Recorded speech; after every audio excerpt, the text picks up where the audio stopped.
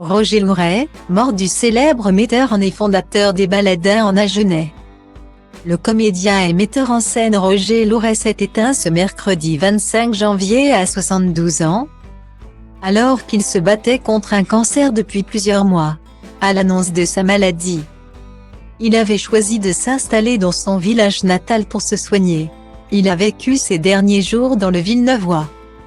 Celui qui avait mis en scène Muriel Robin, Pierre Palmade, Guy Bedos ou encore Elie Semoun n'avait jamais quitté totalement le Lot-et-Garonne, malgré sa carrière sur Paris.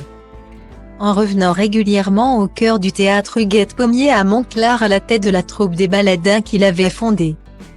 Je suis né à Balat, près d'un lieu-dit qui s'appelle l'Amérique, dans le village de Coux près de Montclar, dans le Lot-et-Garonne.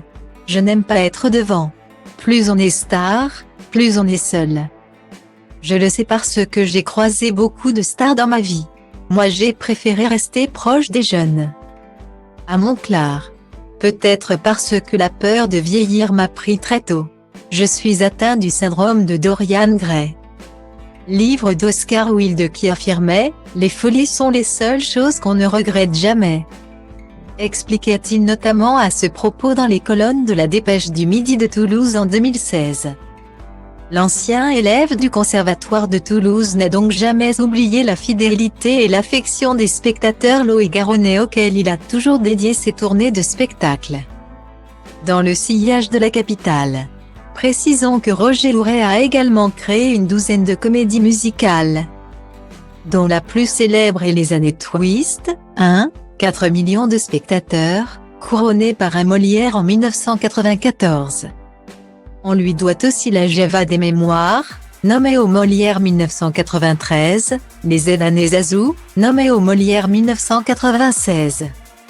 La fièvre des années 80, nommée au Molière 1999, et bien d'autres encore. Ce que l'on sait moins, c'est qu'il a lui-même joué dans une vingtaine de pièces de Molière, Goldoni, La Biche, Corneille, Marivaux ou encore Musset.